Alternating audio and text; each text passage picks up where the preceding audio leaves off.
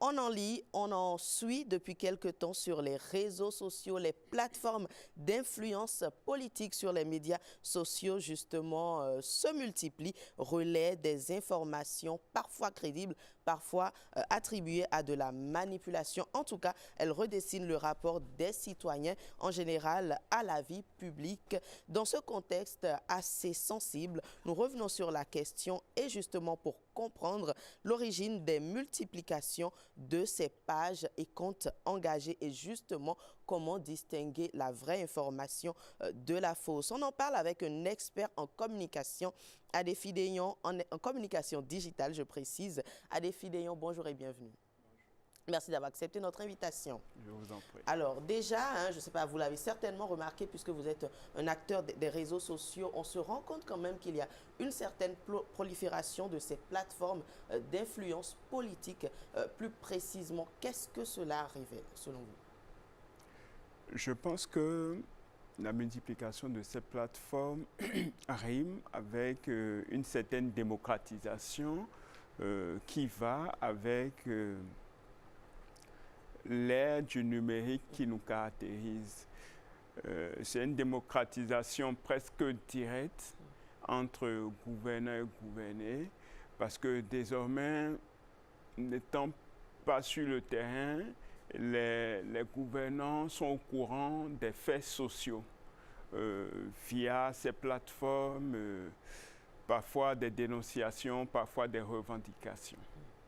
Tout à fait. Et j'aimerais quand même savoir si, puisque je parle de politique, si le contexte actuel s'y prête un peu ou prête un peu flanc à la chose. Je rappelle que nous sommes juste à quelques jours, je dirais quelques mois pratiquement, des échéances électorales. Nous venons d'échapper à un coup d'État déjoué et tout cela nourrit les passions, suscite l'intérêt. Est-ce que quelque part, c'est tout cela qui pousse certains à créer du contenu autour, ou c'est juste une pure coïncidence? La tentative d'échouer est un fait marquant de ces derniers jours, et il faut s'attendre à ce que ce soit le sujet principal d'animation de ces plateformes. Dans le cas des opposants, il y aura forcément une utilisation en vue de donner raison à leurs revendications qui on ne peut juger légitime, parce que la manipulation politicienne est omniprésente. D'un autre côté, les artisans de paix vont saisir aussi l'occasion pour appeler à la paix, pour appeler à la cohésion sociale. Donc, c'est tout à fait normal. Alors, à la base, les plateformes d'influence, je précise, ça peut être à travers des contenus vidéo, des textes écrits. Lorsqu'elles abordent un sujet, justement, quel est l'objectif derrière? Si on doit enlever l'aspect politique, déjà, quel est l'objectif recherché, ce qui est ciblé?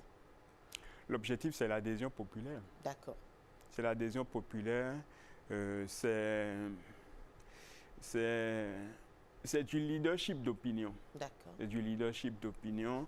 On a beaucoup de leaders d'opinion qui, aujourd'hui, dans la nouvelle tendance, sont désignés par le terme influenceurs, qui partagent des données, des informations en vue d'une adhésion massive.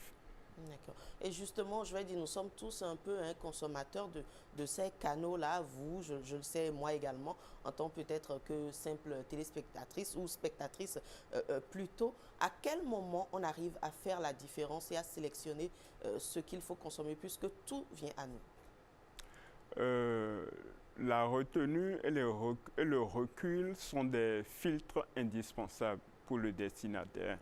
il y a beaucoup de manipulations sur fond d'intelligence artificielle concernant les vidéos, les images, mais quand on y prend garde, on note des couacs. Donc, tout destinataire devrait se retenir afin de ne pas tomber sous le coup du code numérique. D'accord. Et vous le disiez, hein, l'objectif, c'est l'adhésion populaire. Je reviens toujours dans le contexte que les médias sociaux, à la base, rapprochent un peu tout le monde, permettent de s'informer un peu partout et quand même, je le dis, intéressent beaucoup parce que très rapidement, avec une plateforme, un smartphone, on a droit à l'information. Est-ce qu'il n'y a que du négatif sur ces plateformes d'influence-là? Non, absolument pas. Absolument pas. C'est-à-dire, le bilan est mitigé. Il y a autant du positif que du moins positif. Donc, on a des leaders d'opinion qui sont très objectifs, qui sont des personnes ressources dans les domaines d'intervention sur les sujets traités. Et c'est aussi une indication de leur, je ne parlerai pas de professionnalisme, mais de leur intégrité. D'accord. Et justement, parlons de professionnalisme, j'y venais. Est-ce que ces outils-là, lorsqu'on sort du cadre du Bénin, de tout ce qui fait l'actualité, est-ce que les politiques utilisent justement ces médias sociaux à travers le monde, dans d'autres pays d'Afrique, justement, pour impacter d'une façon ou d'une autre? Est-ce que c'est un outil légitime, indissociable, par exemple, de toute communication politique, et pourquoi? Absolument. C'est à l'aide du numérique, la communication repose sur ces plateformes. On a eu au Sénégal, pendant la période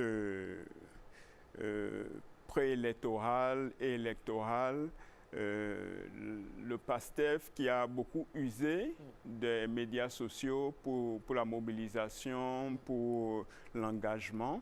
On observe aussi dans la campagne américaine l'utilisation des outils numériques aussi pour le même but. Donc, c'est indissociable, comme vous l'avez dit, et il faut canaliser la chose pour éviter les dérives. D'accord. Je pense que la haute autorité de l'audiovisuel et de la communication devrait responsabiliser toute plateforme ou profil ayant atteint 10 000 abonnés. Parce que 10 000 abonnés... Responsabiliser comment? Responsabiliser, c'est-à-dire qui ait quand même un certain type d'autorisation et qui ait des...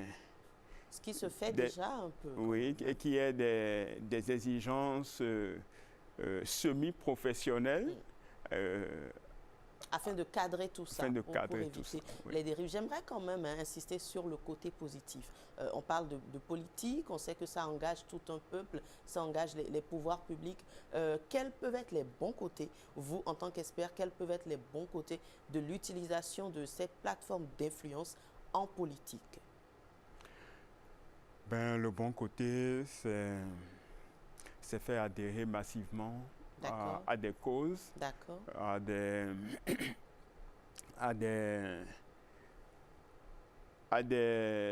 objectifs, à des projets de société. D'accord. Donc, c'est la meilleure façon de mobiliser jusqu'aux confins de notre pays sans se déplacer, sans user de logistique très, je dirais, très cher. Très contraignant également. Mais lorsque justement on nous dit que les réseaux sociaux sont un couteau à double tranchant, à quel moment, je dirais, la mauvaise graine s'est insérée? À quel moment ça devient un peu nocif, un peu dangereux? Ben, ça devient nocif quand les, les propos, les thèmes sont violents D'accord. ou incitent à la violence, D'accord. quand ça empiète sur le terrain de l'unité nationale, quand ça empiète sur le terrain de la décrédibilisation de la gouvernance, ça devient nocif. Parce que là, ça appelle à la violence, ça appelle à des manifestations qu'on ne pourrait contenir. D'accord. Alors, on va partir d'un cas concret, on va faire une sorte d'illustration. Nous sommes tous les deux consommateurs des médias sociaux depuis des années maintenant, on y trouve notre compte, etc. Mais à un moment, vous le dites, il faut sélectionner tout ce qui est unité, ne pas privilégier tout ce qui est violence. Mais malheureusement ou heureusement, je me connecte, j'écoute tout ce qui est unité, mais j'écoute aussi tout ce qui est psychose. Comment je fais pour être sûr qu'on n'est pas en train de me mettre en alerte parce qu'il y aurait peut-être un danger qui vient et lire toutes ces informations quand même et rester calme? En fait, il y a les références et les ressources qui jouent beaucoup. Les références, les médias traditionnels présents en ligne sont des références. Les ressources, c'est-à-dire si on traite d'un sujet, qu'est-ce qui crédibilise celui qui traite du sujet? C'est-à-dire, on parle de politique. Est-ce que celui qui en parle émane d'un parti politique ou émane de la société civile? Parce que si une personne lambda traite de sujets qu'il ne maîtrise pas, forcément, il faut éviter de se laisser embarquer. D'accord. Donc, les ressources, les références. En termes plus clairs, il faut vérifier les comptes. Oui. Il faut vérifier les auteurs, voir s'ils sont habilités, s'ils sont, je dirais, homologués, s'ils sont des figures représentatives. C'est bien cela. Absolument. D'accord. Et lorsqu'on a affaire, à des pages qu'on appelle notamment des faux profils, il faut plutôt se méfier. Si je résume, c'est cela. Oui, c'est ça. D'accord. Alors, justement, est-ce qu'il y a moyen de limiter les contenus de ces faux profils dans notre quotidien? Est-ce qu'on peut le faire? Oui, ben, on peut se désengager, on peut arrêter de les suivre. Et c'est vrai que les faux profils reviennent à chaque fois, mais si on n'est pas sûr de ces contenus-là, ni de leur auteur, il faut se désengager. D'accord. Mais j'insiste justement sur le contenu parce que j'aimerais comprendre un peu. Est-ce qu'il y a des techniques, puisque vous êtes du domaine justement, j'insiste sur ça, est-ce qu'il y a des techniques de désinformation utilisées? Tout à l'heure, à l'entame, vous avez évoqué l'IA, mais à part l'IA, est-ce qu'il y en a d'autres qui sont utilisées pour inciter d'une façon ou d'une autre? Oui, il y a des techniques de désinformation, c'est-à-dire le traitement de l'information. Là, je vais du côté des tests de tout ce qui est écrit, le traitement de l'information. Une information peut être traitée de sorte à créer une psychose, de sorte à mettre en avant des aspects je dirais négatifs, mais qui sont récessifs. C'est-à-dire mettre des enjoliveurs psychologiques pour donner l'aide, pour alarmer. D'accord, d'accord. Donc, tout ça, en dehors de l'IA, font partie des... Donc, il faut également faire intervenir son intelligence. Absolument. Voilà, nous parlons terre à terre ici, vraiment pour qu'on se comprenne. Oui. Et on nous parle également de l'algorithme.